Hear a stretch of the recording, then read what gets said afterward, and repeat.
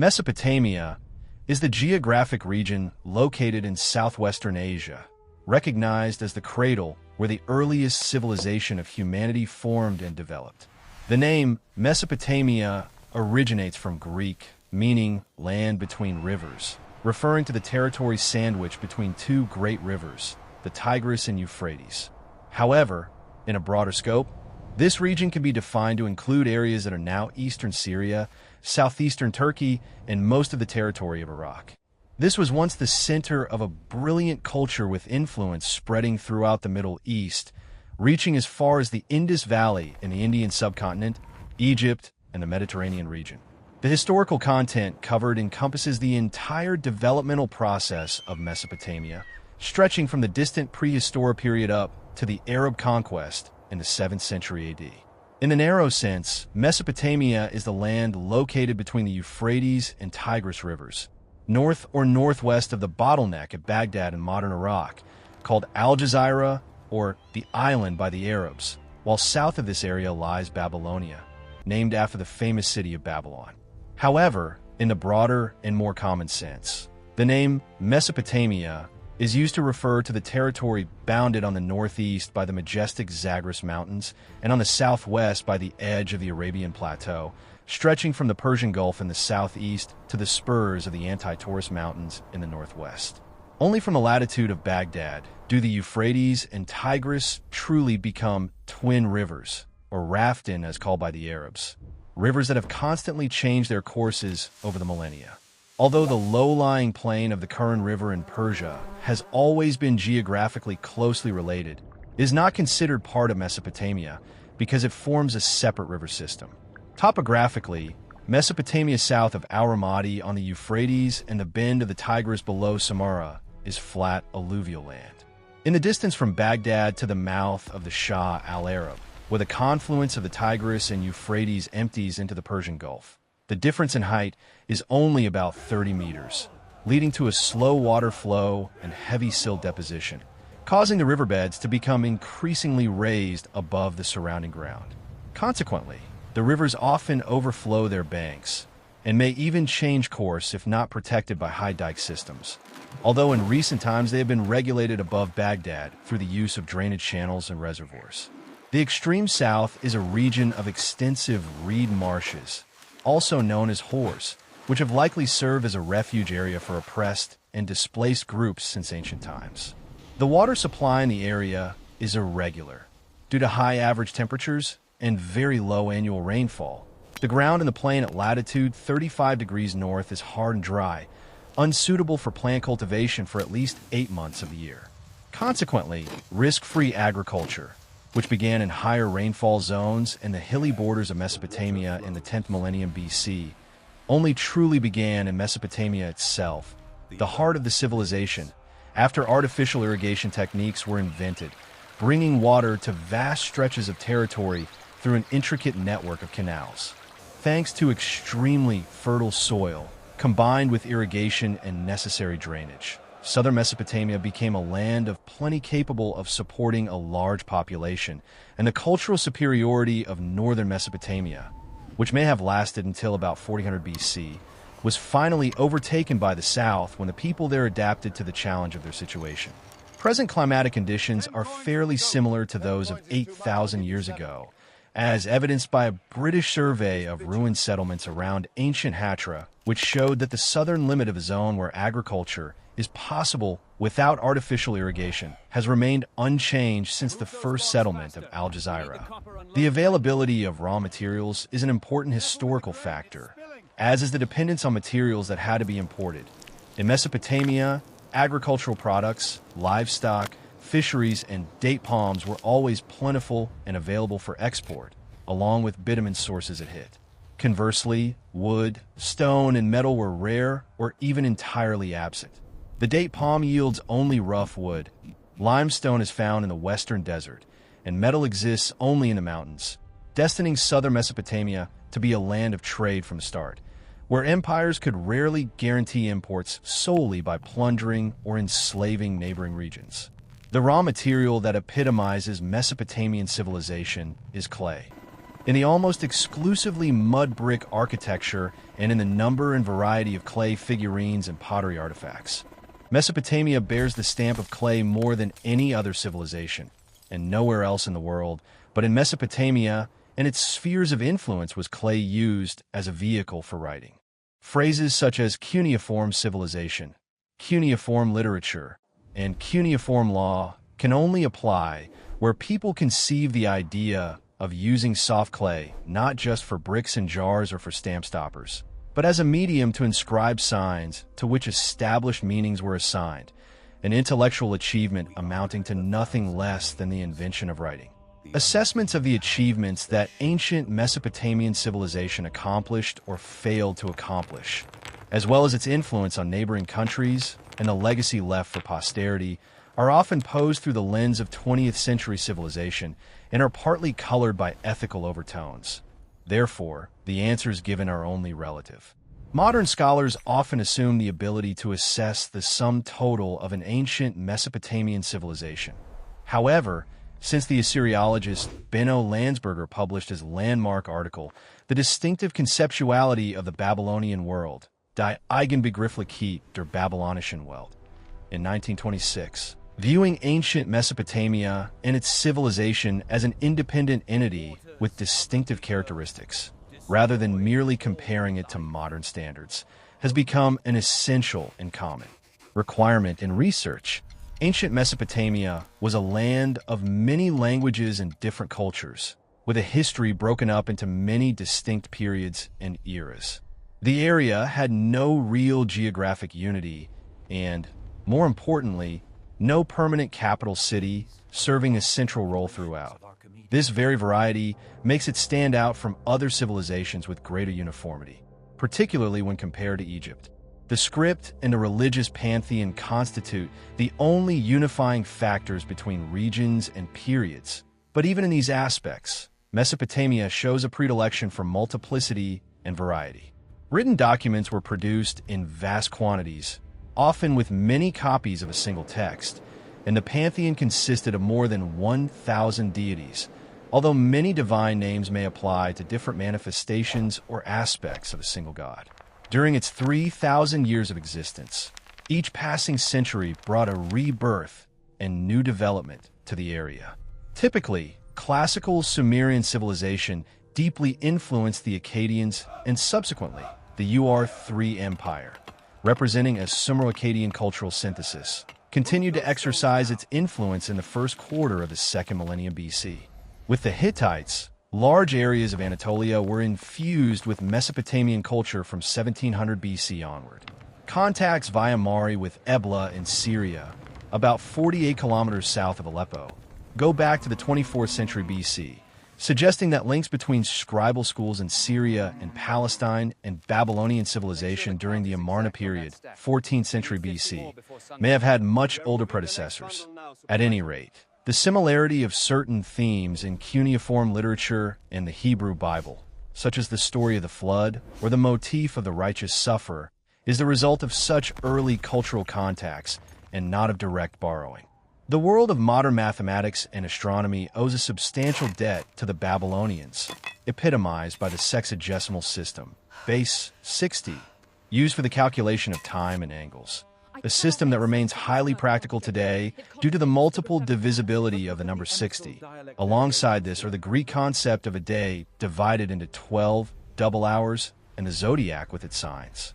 However, in many cases, the precise origins and routes of borrowing of this knowledge remain obscure mysteries, as illustrated by the problem of the survival of ancient Mesopotamian legal theory through the ages.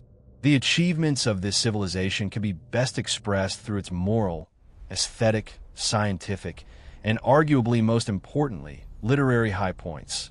Legal theory, in particular, flourished and became sophisticated early on, expressed in several collections of legal decisions known as codes, the best known being the Code of Hammurabi. Throughout these codes, the concern of the ruler for the weak, the widow, and the orphan recurs constantly, even if, regrettably, such phrases were sometimes merely literary cliches rather than a complete social reality. Regarding aesthetics, Art is too governed by subjective values to be assessed in absolute terms. Yet certain peaks stand out above the rest, notably the art of Uruk IV, the intricate seal engraving of the Akkad period, and the relief sculpture of Ashurbanipal. Nonetheless, to be fair, there is nothing in Mesopotamia that can match the sophistication and perfection of Egyptian art. The Mesopotamians possessed a science of a kind, though not in the sense of later Greek science. Originating in Sumer before the middle of the 3rd millennium BC, Mesopotamian science was characterized by endless, meticulous enumeration and the ordering of data into columns and series, with the ultimate ideal of including all things in the world but lacking the wish or ability to synthesize and reduce that material to a theoretical system. Not a single general scientific law has been found, and the use of analogy was rarely seen. Nevertheless, a highly commendable achievement is that Pythagoras' law that the sum of the squares on the two shorter sides of a right-angled triangle equals the square on the longest side, even though never formulated in text, was being applied in practice as early as the 18th century BC. Technical accomplishments were perfected in the building of ziggurats, temple towers resembling pyramids, with their huge bulk as well as in irrigation, involving both practical execution and complex theoretical calculations. At the beginning of the 3rd millennium BC, an artificial stone, often regarded as a forerunner of concrete, was in use at Erech, Uruk, about 257 kilometers south-southeast of modern Baghdad, but the secret of its manufacture apparently was lost in subsequent years. Writing pervaded all aspects of life and gave rise to a highly developed bureaucracy. One of the most tenacious legacies of the ancient Middle East, remarkable organizing ability was required to administer huge estates, where, under the 3rd dynasty of Ur, for example, it was not unusual to prepare accounts for thousands of cattle or tens of thousands of bundles of reeds. And similar figures are attested at Ebla from 3 centuries earlier. Above all, literature stands as one of Mesopotamia's finest cultural achievements. Although there are many modern anthologies and chrestomathies containing translations and paraphrases of Mesopotamian literature, as well as attempts to write its history, it cannot truly be said that cuneiform literature has been resurrected to the extent that it deserves. There are material reasons for this. Many clay tablets survive only in fragmentary condition, and duplicates that would restore the text have not yet been discovered, leaving large gaps. Furthermore, there is inadequate knowledge of the languages, insufficient acquaintance with the vocabulary, and major difficulties with Sumerian grammar. Consequently, another generation of Assyriologists will pass before the great myths, epics, lamentations, hymns, law codes, wisdom literature, and pedagogical treatises can be presented to the reader in such a way that they can fully appreciate the high level of literary creativity of those times. Before the first scientific excavations in Mesopotamia began around 1840, nearly 2 millennia had elapsed during which knowledge of the ancient Middle East was derived from only 3 limited sources: the Bible, Greek and Roman authors, and the fragmentary writings of Berosus. Between AD 800 and 1800, historical understanding of the region advanced very little, although these scant sources served to stir the Western imagination, inspiring poets and artists such as Lord Byron, who wrote Sardanapalus in 1821. The Hebrew Bible, apart from the primordial account of the Tower of Babel, mentions Mesopotamia only within specific historical contexts where the empires of Assyria and Babylonia directly affected the fate of Israel and Judah. These references primarily concern the Assyrian kings Tiglath-Pileser III, Shalmaneser V, and Sennacherib, noted for their policies of deportation, as well as the Babylonian exile instigated by Nebuchadnezzar II. Consequently, the biblical narrative offered little insight into the region's culture beyond these military and political intersections.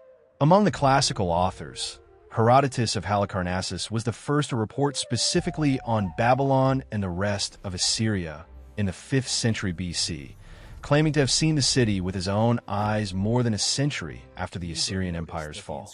The Athenian Xenophon provided a military perspective in his accounts of the 10,000 Greek mercenaries who marched down the Euphrates and retreated up the Tigris, and he described the fall of the Neo-Babylonian Empire in his Cyropedia. However, later Greek historiography, particularly the works of Diodorus Siculus based on the reports of Ctesias, became diluted with fabulous tales about mythical figures like King Ninus, Queen Semiramis, and King Sardanapalus, meaning that with the exception of Herodotus and Xenophon, most classical historians wrote merely its second or third hand. The only exception to these outsider perspectives was Berosus, a Babylonian priest born around 340 BC who emigrated to the island of Kos and wrote the Babyloniaca to correct the distorted histories presented by Greek writers. Although he derided Greek historians for their inaccuracies, such as the claim that Semiramis founded Babylon, Berosus was limited by the knowledge available in the 4th century BC, and his original texts have been lost, surviving only his excerpts prepared by Alexander Polyhistor and later cited by Eusebius. Berosus's work provided a remarkably accurate reflection of local traditions, beginning with the first book that described the origins of the world and the arrival of Oannes, a fishman composite figure likely derived from the mythical Adapa, who taught humanity the essentials of civilization. His second book contained a king list that aligns reliably with the ancient Sumerian king list, preserving the names of primeval kings and their immensely long reigns measured in sars, while also recounting the story of the Great Flood with Xisuthros as its hero. Finally, his third book is presumed to have covered the history of Babylonia from the time of King Nabonassar down to Berosus's own lifetime, bridging the gap between ancient myth and his contemporary era. The geographical confusion of the classical world is perhaps best exemplified by Diodorus, who erroneously located Nineveh on the Euphrates River, and Xenophon, who passed by the ruins of two great cities, Larissa, identified as ancient Kalak or Nimrud, and Mesphala, ancient Nineveh, without realizing their true historical significance. The name Mesphala was likely nothing more than a corruption of the local Aramaic word for ruins, a linguistic misunderstanding that serves as a clear instance of the profound cultural and historical rift that had opened between the ancient Middle East and the classical West. In sharp contrast to this Western ignorance, the East maintained a strong local tradition asserting that the mounds opposite Mosul concealed the remains of ancient Nineveh. This was confirmed when Benjamin of Tudela, a Spanish rabbi traveling between 1160 and 1173, noted that local Jews and Muslims alike were well aware of the site's identity, marking it by the position of the grave of the prophet Jonah. The credit for the accurate rediscovery of Babylon belongs to the Italian traveler Pietro della Valle, who correctly identified the vast ruins situated north of modern Al-Hilla as the ancient capital and recognized a large rectangular earthen tower as the remains of the city's ziggurat. Prior to his identification, other travelers had misguidedly sought the biblical Tower of Babel in other monumental ruins, such as the lightning vitrified brickwork of Burz Nimrud, the ziggurat of ancient Borsippa, or the Kassite ziggurat at Dur-Kirigalzu. Della Valle made a significant contribution to science by bringing back to Europe the first physical specimens of stamped bricks bearing cuneiform writing. Although early reproductions were highly impressionistic, his findings inspired a new wave of exploration by travelers, such as the German Carsten Niebuhr and the British explorers Claudius James Rich and Sir Robert Kerporter. In the modern era, the ruins of Persepolis in Persia, located near modern Shiraz, became a third focal point for European visitors, leading to reports as early as 1602 of mysterious inscriptions that did not correspond to Hebrew, Arabic, Aramaic, Georgian, or Greek. In 1700, the Englishman Thomas Hyde coined the term cuneiform, wedge-shaped, to describe this script, and by the mid-18th century, it was understood that the inscriptions at Persepolis were linguistically related to those found at Babylon. Carsten Niebuhr further advanced the field by distinguishing three separate scripts within the trilingual inscriptions: Old Persian, Elamite, and Babylonian, setting the stage for the German philologist George Friedrich Grotefend, who in 1802 achieved the first promising decipherment by identifying the names of kings in the Old Persian text. Although Grotefend eventually hit a dead end, His pioneering efforts laid the groundwork for the complex discipline of ancient Oriental philology, which was finally established later in the 19th century through the collective genius of scholars like Emile Burnouf, Edward Hincks, and Sir Henry Rawlinson. Today, the academic study of these civilizations is still known as Assyriology, a specific nomenclature that reflects the archaeological reality of the late 19th century rather than the full historical scope of the region. The term was adopted because, during the discipline's formative years, the overwhelming majority of available cuneiform texts were recovered from the Assyrian capital of Nineveh, specifically from the vast royal library of King Ashurbanipal, discovered in the mound of Kiyunjik. More than a century and a half separates the initial, perilous excavations in Mesopotamia, often undertaken as adventurous exploits far from the safety of official support, from the highly specialized scientific missions of the present day, which utilize advanced technical equipment and pursue objectives far broader than the mere acquisition of museum-quality antiquities. The evolution of archaeological practice over 6 generations has resulted in a fundamental shift in philosophy, where less is recovered more accurately. Modern excavators prioritize the precise observation, measurement, and photographic documentation of finds over the sheer volume of extraction. In the nascent stages of the discipline, excavation was largely unsystematic. While this approach yielded vast quantities of clay tablets and artifacts, the specific provenance and context of these finds were rarely recorded with any reliability. It was not until the turn of the 20th century that archaeologists developed the skill to distinguish individual mud bricks from the surrounding packed earth, walls that had previously been destroyed by diggers, mistaking them for solid clay, allowing for the identification of specific brick types and the establishment of successive architectural chronologies. However, this increased methodological care has naturally slowed the pace of discovery. And paradoxically, as local populations became more aware of the value of antiquities, clandestine looting has risen, establishing illicit diggers as the unwelcome shadow of the scientific community. The distinct topography of Mesopotamian ruins is a direct result of the region's construction materials. Due to a scarcity of fuel for firing bricks, builders relied on sun-dried mud brick, which was highly susceptible to weathering and required constant renewal, leading to the rapid accumulation of settlement layers.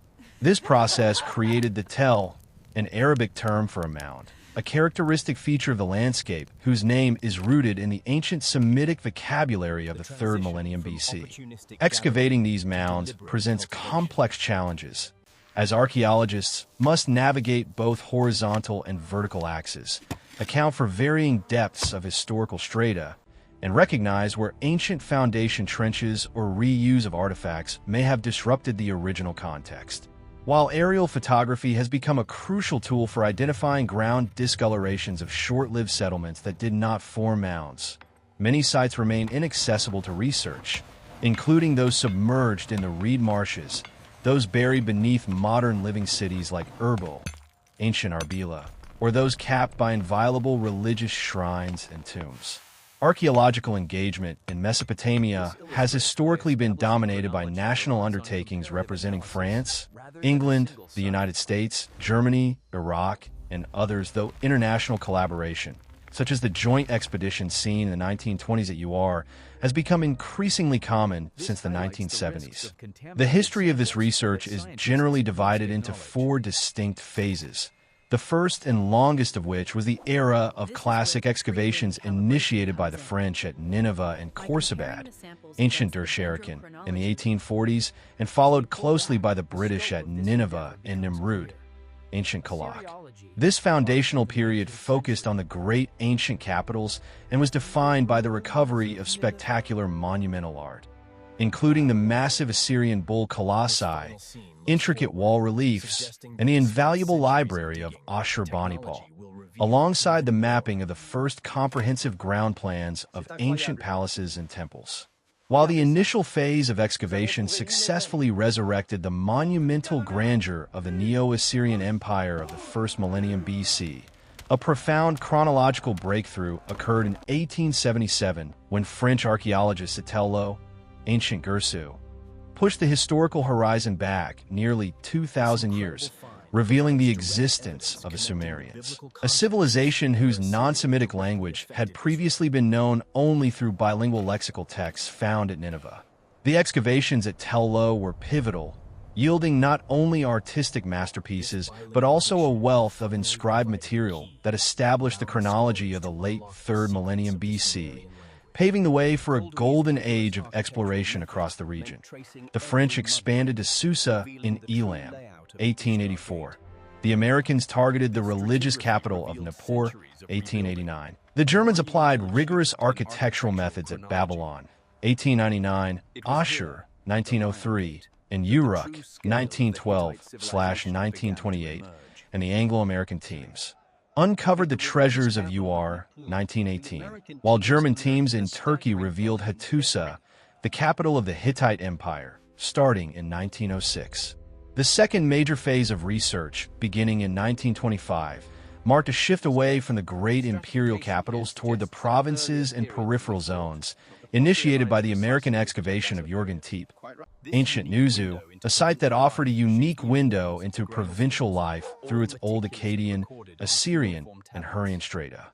This era witnessed an expansion of scope, with French teams exploring Arslan Tash and the massive royal palace at Mari, 1933 onward. American teams investigating the Diyala region sites like Eshnunna and Kafaji, and researchers tracing the Cuneiform civilization into the Levant at Ugarit and Alalak, and even down the Persian Gulf to Bahrain and Falaka, which served as trading posts linking Mesopotamia to the Indus Valley.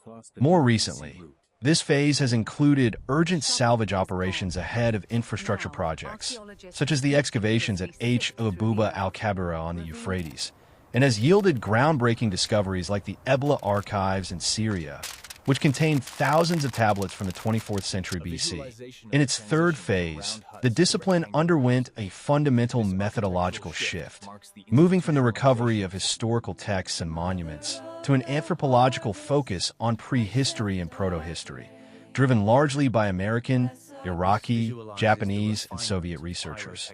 The primary objective of these investigations has been to reconstruct the evolutionary trajectory of human society, tracing the complex socioeconomic processes that led humanity from mobile hunter-gatherer bands to settled agricultural communities and, ultimately, to the formation of the first complex urban centers. Utilizing the techniques of the prehistorian rather than the philologist, this phase seeks to understand the origins of civilization itself, analyzing the material remains of daily life rather than the inscriptions of kings. Finally, a fourth category of research, which runs parallel to excavation, is the archaeological survey, a method that eschews digging in favor of analyzing the spatial relationships between settlements, their distribution patterns, and their connection to ancient watercourses. Because the sheer number of ancient sites makes comprehensive excavation impossible, archaeologists systematically collect surface artifacts to determine the lifespan of settlements.